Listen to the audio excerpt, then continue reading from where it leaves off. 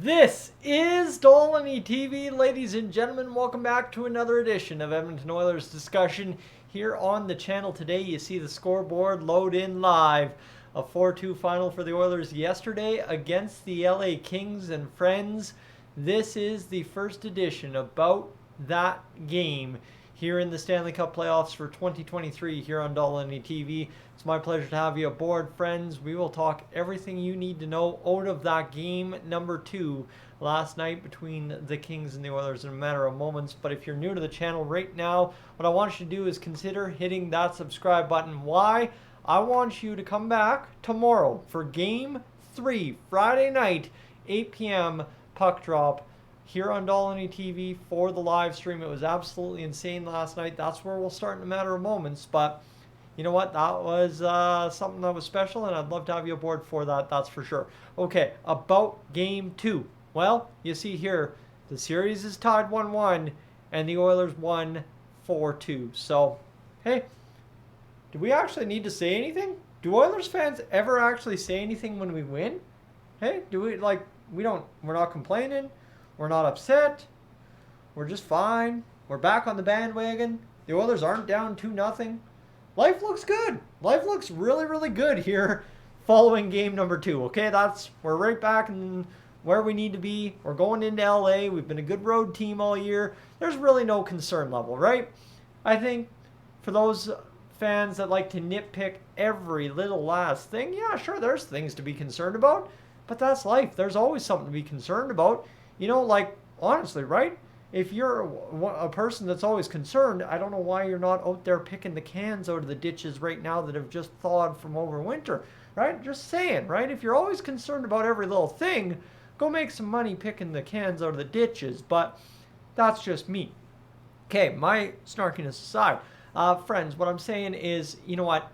Kind of the solution in the playoffs to calming the fears of fans, the solutions to making sure nobody goes over a cliff worried about this team is to win, right? The more you win in the playoffs, the less you lose in the playoffs, the more calm, the more peaceful, and the more happy the fan base will be with you throughout your playoff run. So here's the thing, right, is I've done this for 5 years. Okay, I've done this whole Oilers thing for 5 years. I've done the 2020 playoffs, and I dabbled a little in 2021, pretty much silent in 2022, and we have gone through 2 games here in 2023.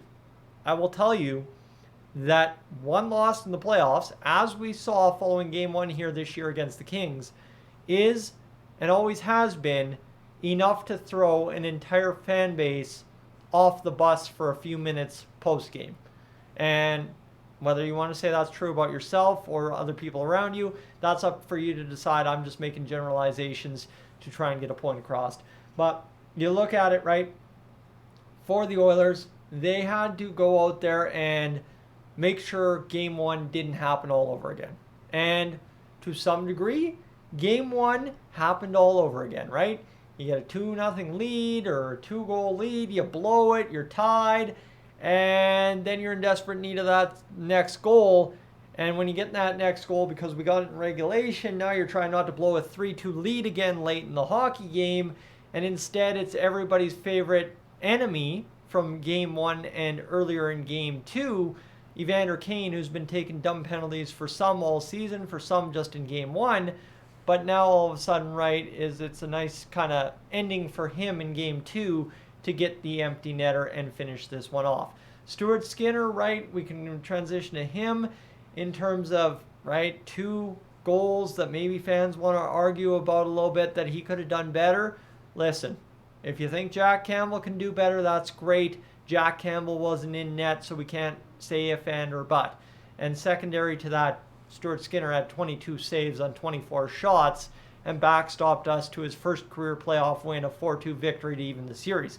This is where I'm getting to that point earlier in the video where I'm just saying winning changes everything in the playoffs because it just calms all those nerves down, right? You think about where this fan base, our fan base, the Oilers fandom, was at, say, 5:37 p.m.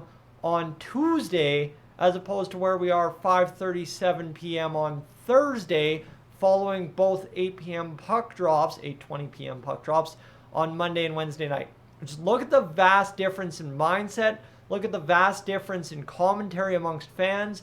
Just think about the people you've run into at the store, or the people that come into your work and they see your Oilers gear, whatever. Maybe speaking from experience, to be honest with you. Right? You get it. You get it, right? There is a massive difference. And that is what I am talking about when I am saying about Game 2, is the real big definition of what Game 2 did for us is righted the ship immediately, exercised those problems we had, and solved them real time. Made sure we didn't blow that 3-2 lead. Ended up getting the empty netter in the playoffs. There was a time, once upon a time, as my Oilers fandom knows, we could not score empty netters to save our lives, and that's why we lost hockey games. Evander Kane, no problemo, got that done. So, you look at this here about Game 2. And I look at this. I've just explained kind of the overall perspectives on it, in my opinion. Now, I look at it from my perspective, right? What we did on that live stream last night during Game 2. All right, I look back to being a 9-year-old kid during that cup run in 06. And I look back and I look at that, and I just, the magic of that, listening on the radio, watching on the TV, and you know what?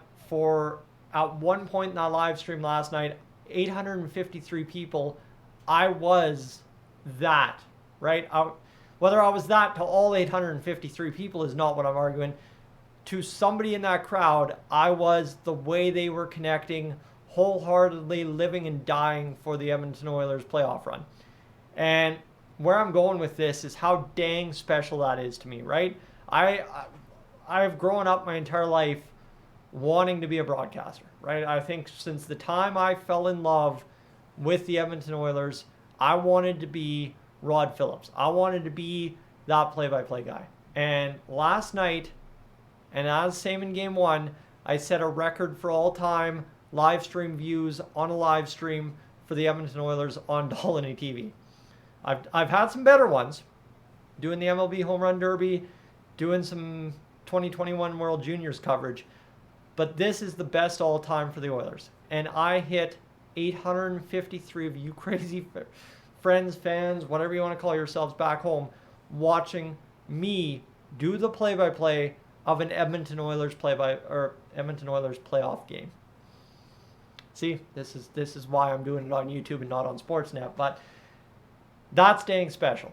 So when I sit here and I give you kind of my overarching themes and really not getting into the nitty-gritty, laying blame, yelling at the refs, yelling at Stuart Skinner, yelling at Evander Kane, upset about Drew Doughty diving, or whatever anybody wants to try and push as the narrative after Game 2, is I've got nothing but appreciation that I am getting this opportunity to do what I'm doing in front of all you back home, and doing it while I get to once again live the dream of watching the Edmonton Oilers in the playoffs. That's the beautiful part of this, is you never know in terms of your dreams, right? In terms of your goals in life, in terms of what you want to do with yourself, you never know what the exact height of doing that will be. And last night I hit a new height, right? I hit a new all-time, never done that before. My soup's boiling on the stove. I should shut up. My apologies. But I've never done that before, and I got to do it. And whether anyone wants to be upset about Game 2, over the top, excited about Game 2, I'm just glad it happened. Quite honestly, I'm just glad it happened. Anyway, it smells like my soup is burning. Squirreled there for a moment. Friends, I will talk to you later. Thank you so much for tuning in this evening. That's about Game 2 in my opinion. I'm up on out of here.